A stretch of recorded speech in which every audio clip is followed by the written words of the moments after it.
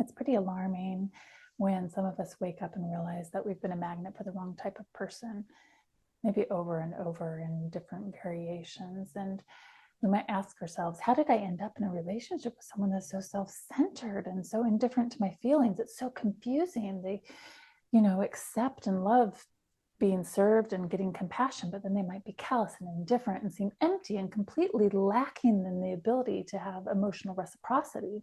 It's like walking through a foggy forest. Every step is a guess. Will it be solid? Will you slip? The air obscures everything, and you can't tell if the next person coming towards you is going to be a friend or another ghost passing through. And if you pass someone who sets off alarm bells, even when they're out of sight, anxiety and fear can persist. The trek can be filled with so much uncertainty. Every new relationship can start to feel like a gamble, and it may be tough to find lasting warmth and clarity. When it gets painful enough, it sends many of us into years of researching topics like covert passive-aggressive narcissism to figure out how to stop the cycle, to learn the subtle cues for identifying people who are intelligent and image conscious and put on a great performance for being empathetic do-gooders, but they're actually strategic givers who are motivated by status and supply and not a healthy desire for closeness and interdependence. And that's what makes their dismissiveness so confusing, because it looks good at first.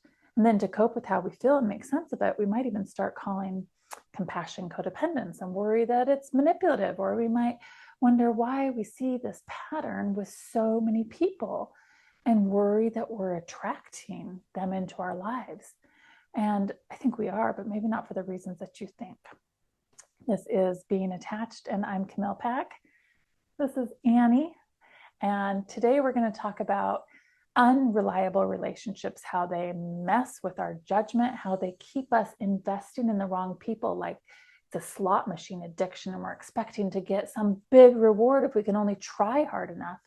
And we do that even when they show us over and over who they are.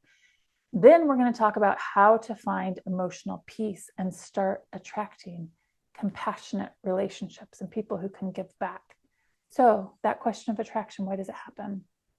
I think that it's about attachment styles, which are the internal blueprints for how we expect others to be in relationship with us and how we give in relationship. And attachment insecurity is caused by neglect and abuse, usually in childhood and often by innocent people who are doing their best to survive and living in our fearful culture that pushes independence and task-oriented achievement over interdependence and fulfillment. And I am betting most of you are familiar with the 4-quadrant attachment types: secure, anxious, preoccupied, disorganized or fearful, and avoidant or dismissive. So attachment is a spectrum, but here's a well-researched rule. When we have attachment insecurity, we typically feel most comfortable with others who also have some version of attachment insecurity. I remember a podcast recently, and the woman said she didn't even like people who hadn't had trauma because they were boring. They didn't get her. And it goes both ways. And if we have secure internal working models of attachment, we don't like to be in relationships with people who have that insecurity. We have healthy boundaries. We expect reciprocity and kindness, and the 10 keys of secure attachment relationships I'll share with you. So even if you were attracted to a securely attached person, chances are good they wouldn't want a deep relationship with you if you were insecurely attached. So the secures end up together. They pair early, they pair often, and they're rare to find around because they have really solid relationships collected all around them. And then the rest of us bump around wondering what the hell is going on. It didn't used to be so hard to find good people when I was back in college, right? So to get a little deeper into what's happening on the attachment quadrant, from what I understand, the spectrum of anxious attachment usually holds everything from codependence to borderline personality disorder. And disorganized attachment usually indicates living with unresolved trauma. And this style can alternate between anxious and avoidant behaviors and feelings, sometimes simultaneously. And it can include everything from PTSD to dissociative identity disorder. And the bucket of avoidant dismissive attachment also holds narcissism and psychopathy.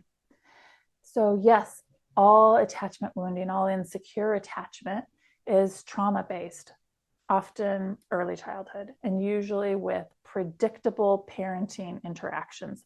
So from my perspective, attachment insecurity in general can also be understood as CPTSD in general. Quick side note, the 4-quadrant way of talking about attachment is pretty basic, but it gives us more than enough to move on to all that I'm interested in these days, which is how do we heal attachment insecurity?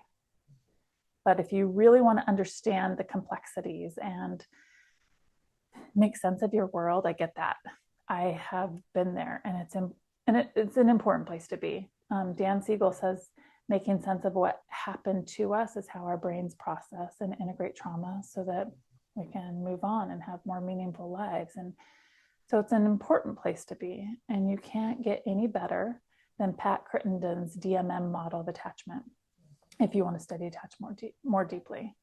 So, but back to the issue of attraction.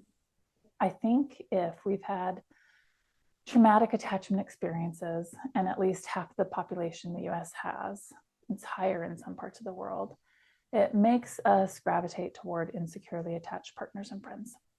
They are familiar to our nervous systems.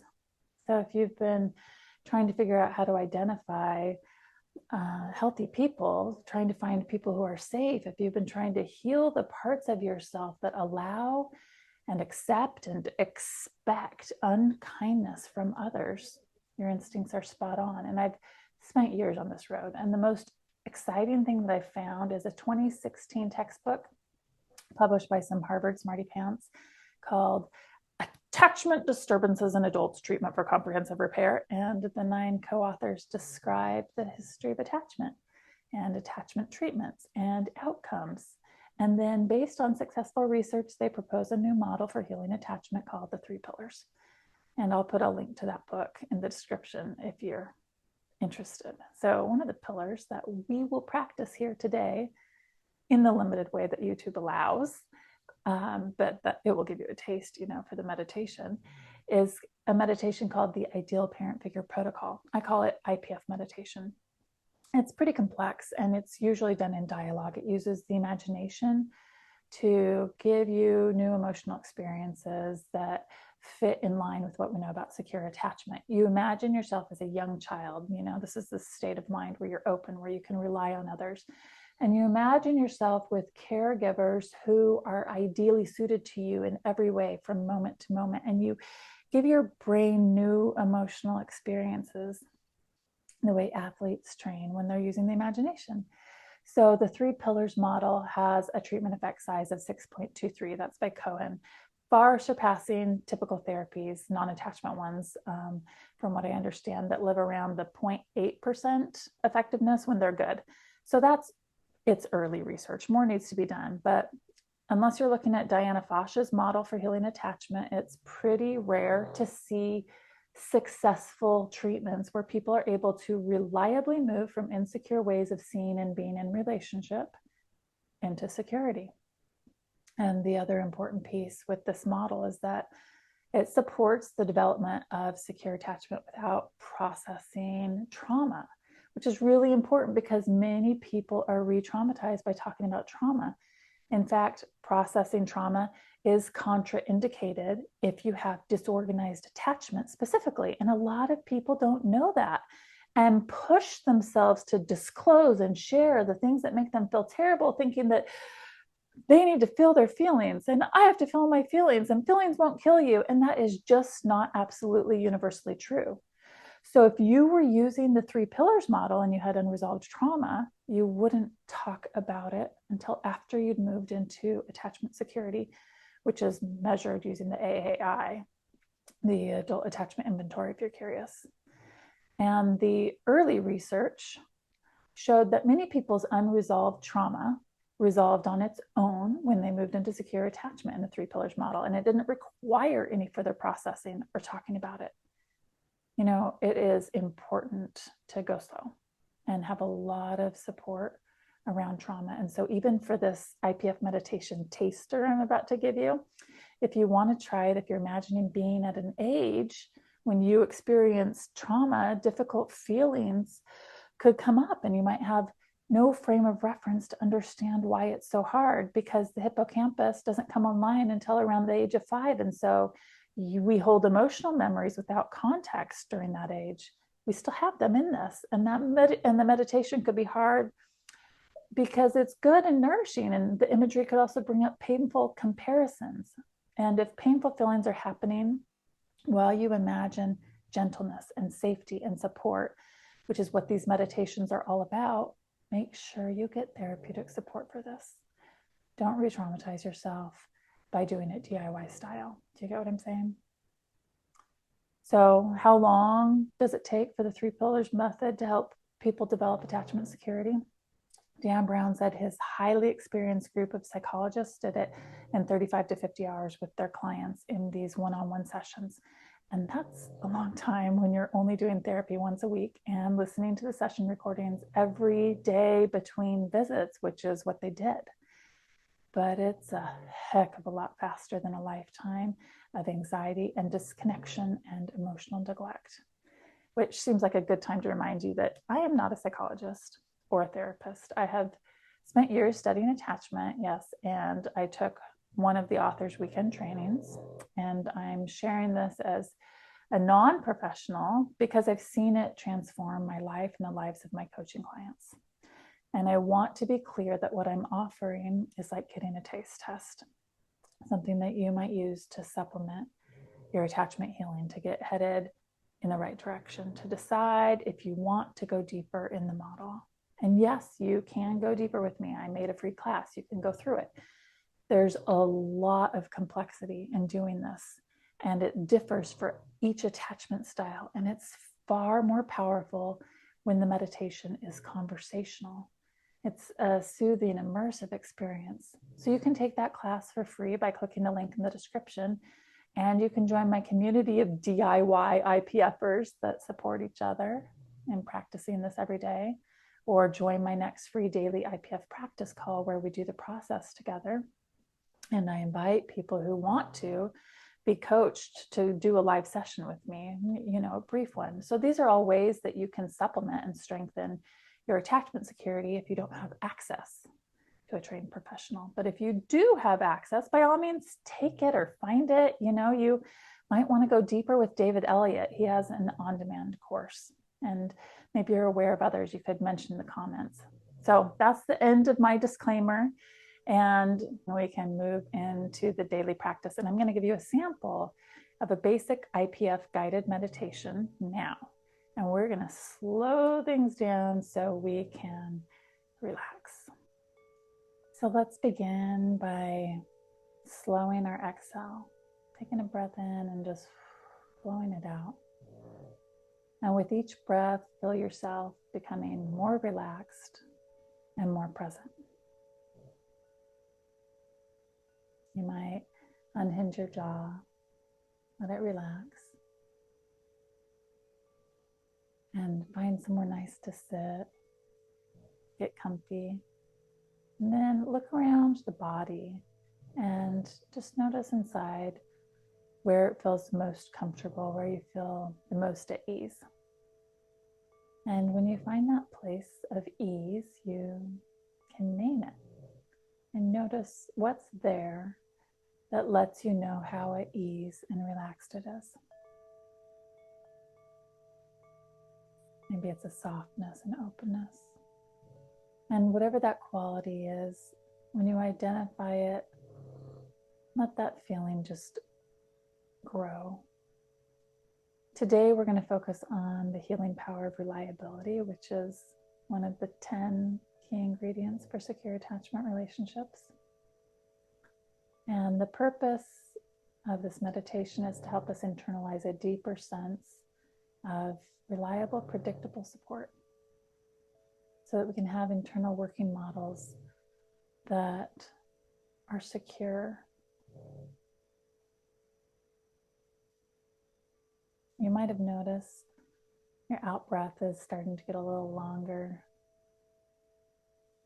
Noticed how the feeling of relaxation and ease is blooming inside and continuing to spread in proportion with the longer that your out breath gets. This is a function of the parasympathetic nervous system. Your breath is letting your nervous system know that you're safe, right? Let your shoulders drop and relax. And as you exhale, visualize a space that you've never been before, a space that represents safety and warmth, perhaps a cozy room or a serene garden, a sanctuary. And now you might imagine yourself being in this safe place as a young child. And more than seeing yourself as a young child, really begin to feel yourself as a young child. And soon you might imagine inviting ideal parent figures to enter this space. They're not replacements for your real caregivers, nor anyone you know. They might have aspects or characteristics from your favorite relational moments, and they are perfectly attuned to meet your needs in this moment. And because these ideal figures live in your imagination, you can shape and reshape them until you get them just right. Letting the imagination shift them to support your emotional safety however you need. You can change any of the details at any point. So these figures are the embodiment of all the qualities of care and support and unconditional reliability that meets your deepest needs. When they arrive, notice how their eyes light up with joy as they see you. Feel their delight in simply being with you. And as you settle into this imagination, think about the essence of reliability as the bedrock of trust. And these ideal parents are consistently present, not just physically, but emotionally. They provide steady, unwavering support that doesn't fluctuate based on their mood or circumstances. The more time you spend with them, the more you can come to really feel that they are always there reliably whenever you need them. So imagine that these parents have an inherent understanding of your needs. They're predictably present at every significant event, whether it's joyful or challenging. And each promise that they make is a promise that's kept. And every commitment is a commitment that's honored. Their word is their bond. And this reliability is part of every action they take and every word that they speak. And you can really feel the warmth and the security that comes from this consistent reliability.